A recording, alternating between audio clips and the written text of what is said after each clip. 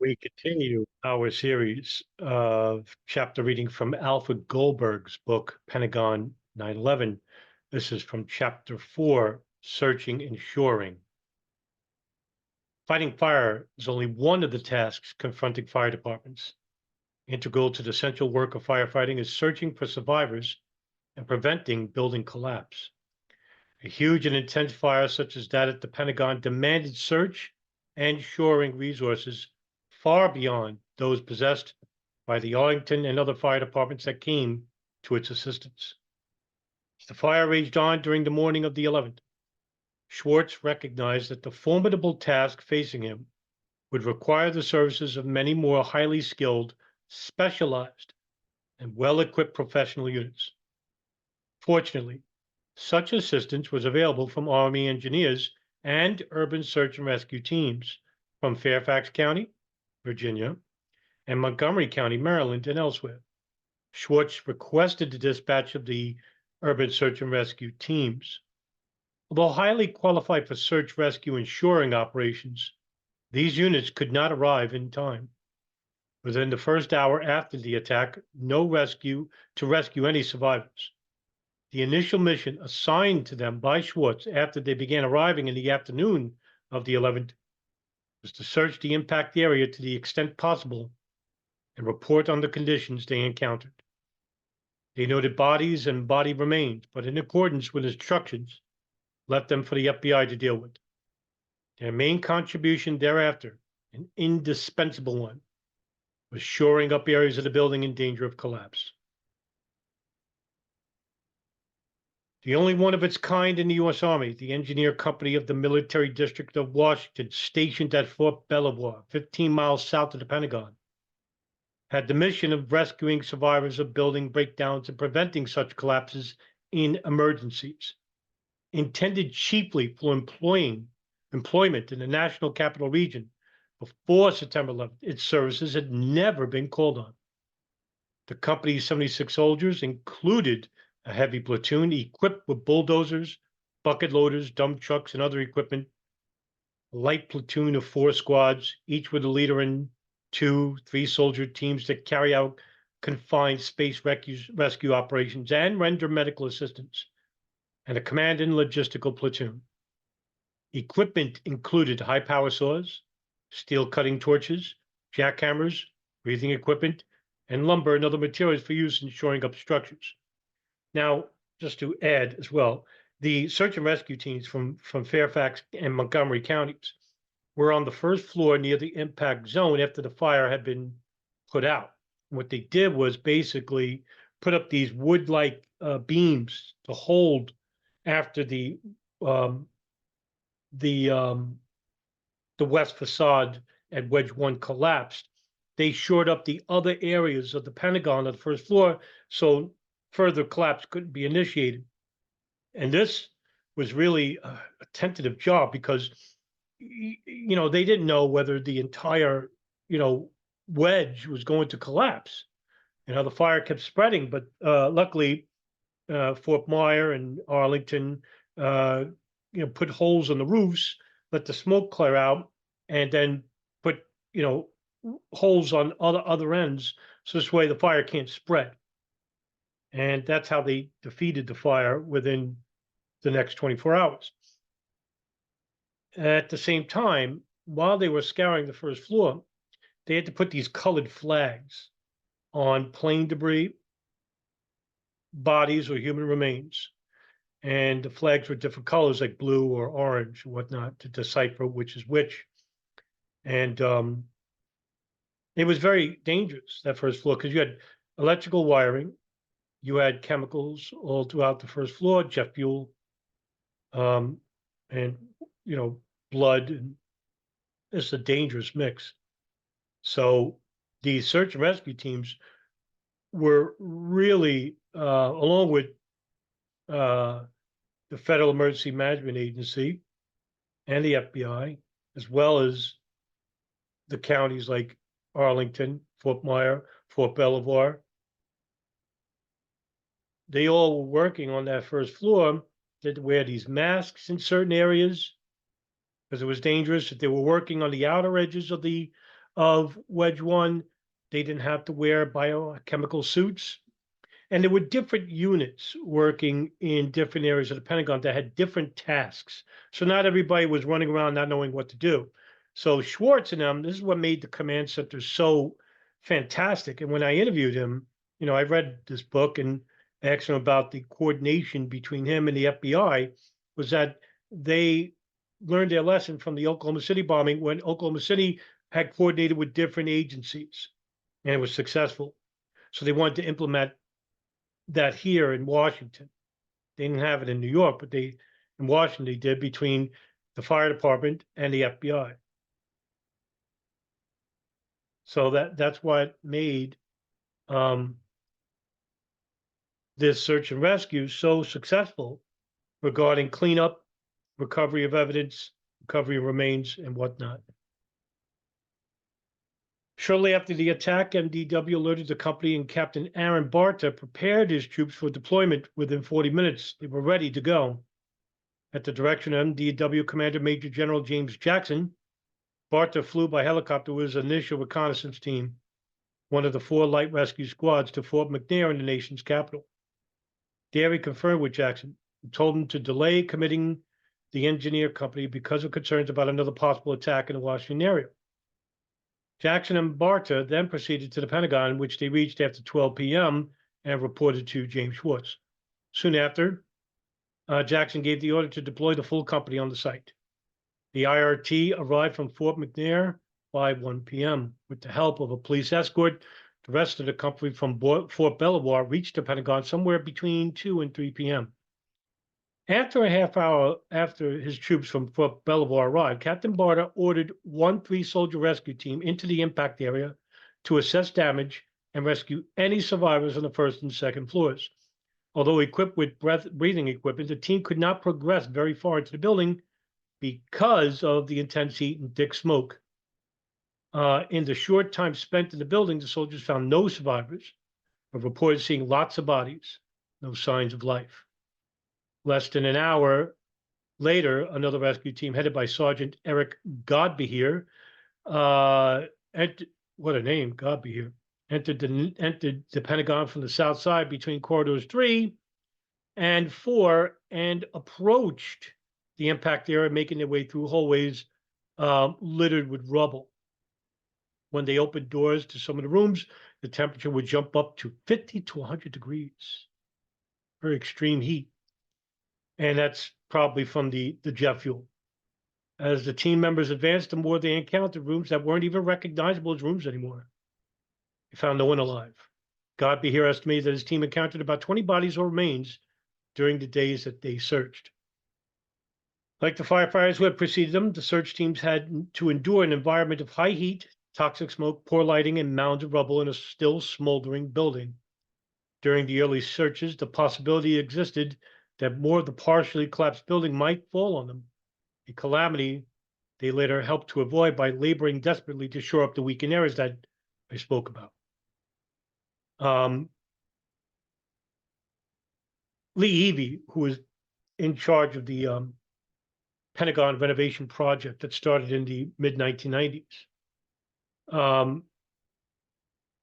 had to also work with the urban search and rescue and FEMA in regards to repair of the building, because he knew the Pentagon layout better than anybody. And they did an excellent job. I think it took them about 2-3 months to basically have the Pentagon up and almost fully operational by that point. And he has video, I have video on my channel where Levy's showing you the repair on that first floor. And it was like pitch black, man, because the smoke just, blackened the walls and the roof and the floors, even the floors, the marble floors. That's how much of the fire spread on the first floor and second. And it must have been something working when all you have are flashlights and you see bodies or human remains, a foot, with a shoe and nothing more. or a hand with a ring on it. And that's what some of these people found. And it takes a psychological toll on these people too. And this is something nobody really talks about.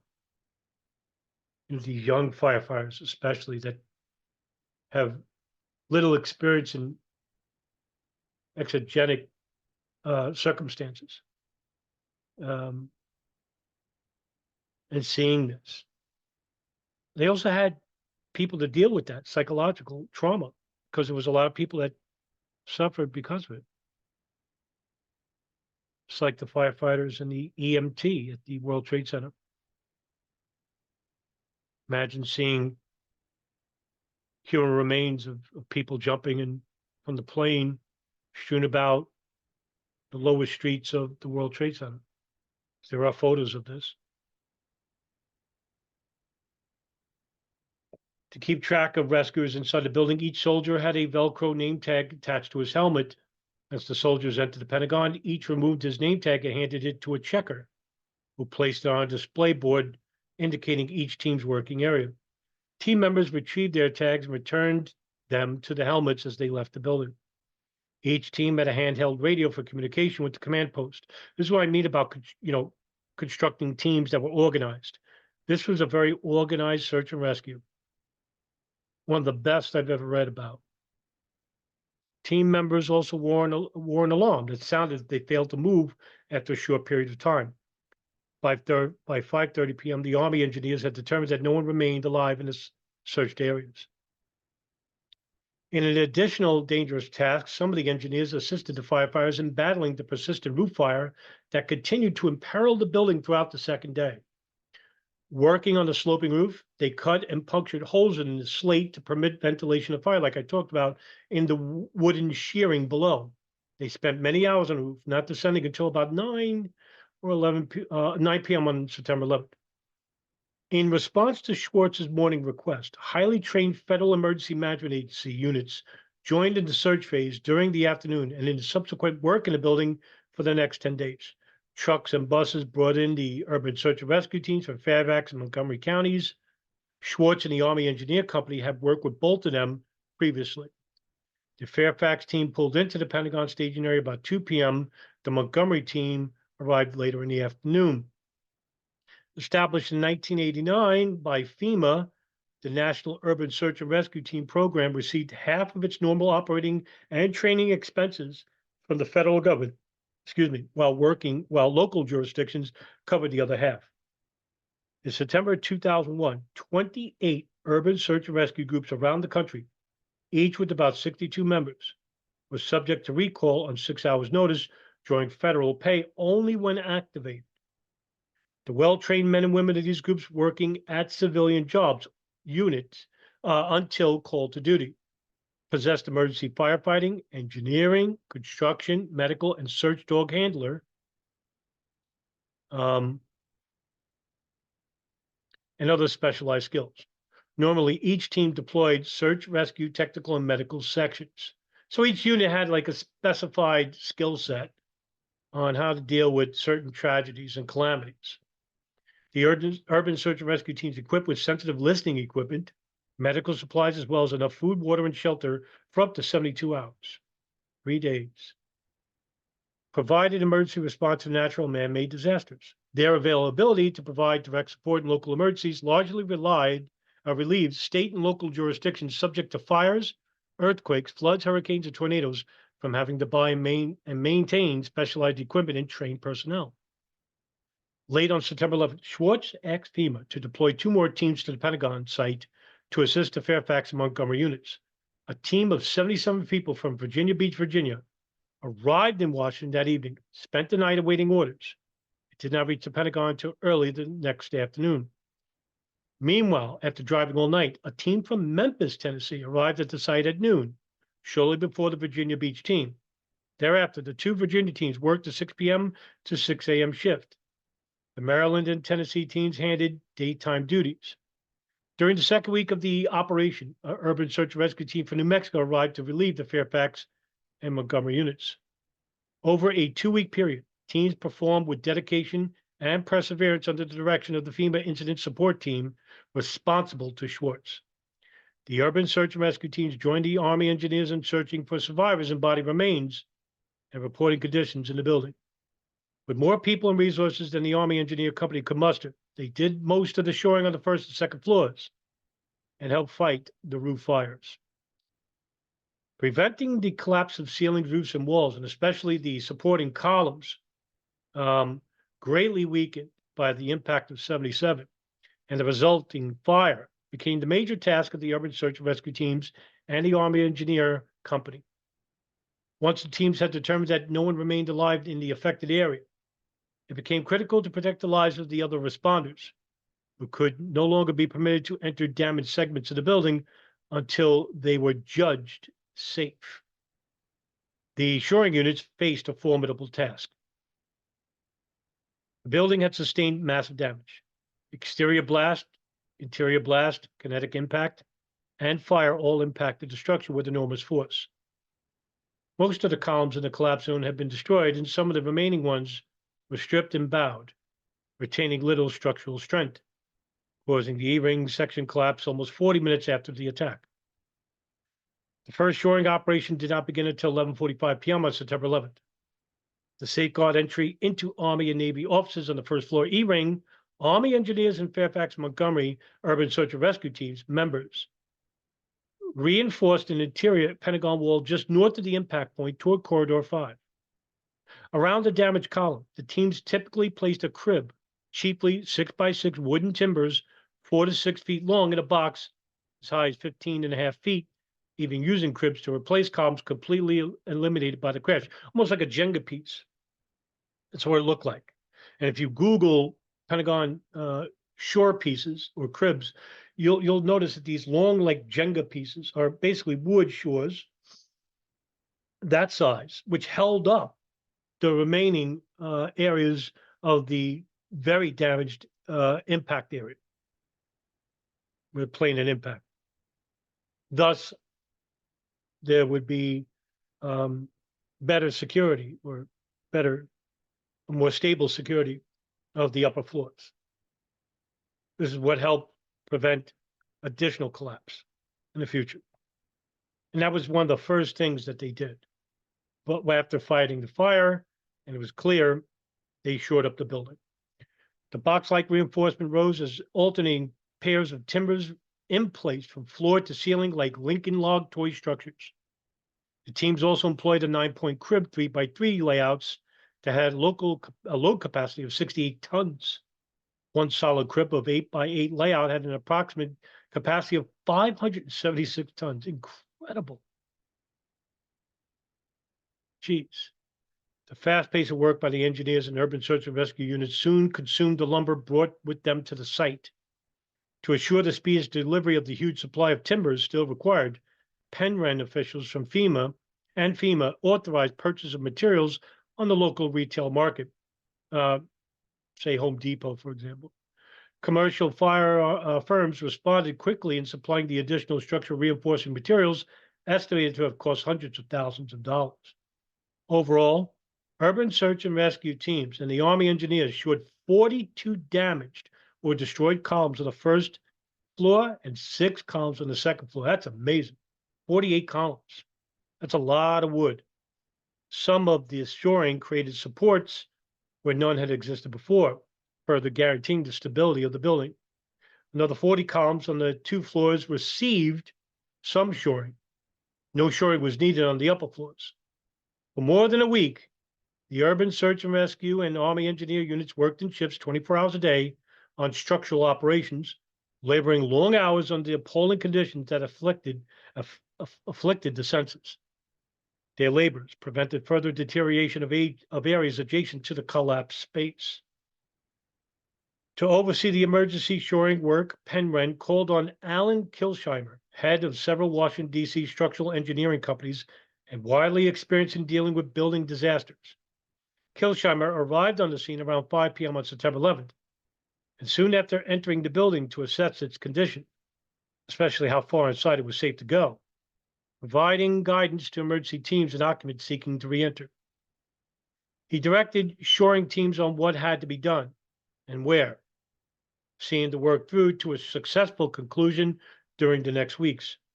Subsequently, he accepted responsibility for demolition and rebuilding of the destroyed area of the Pentagon. His contribution to the recovery effort, saving endangered areas, would be widely acknowledged. Okay, that's the end of this chapter, and there's going to be future chapters about this very important work by Alfred Goldbrook, which is the best book on what took place at the Pentagon on September 11, 2001, anywhere in the world. Firefight by Patrick Creed, forwarded by James Schwartz. Thank you, everybody, for listening. See you in the next video.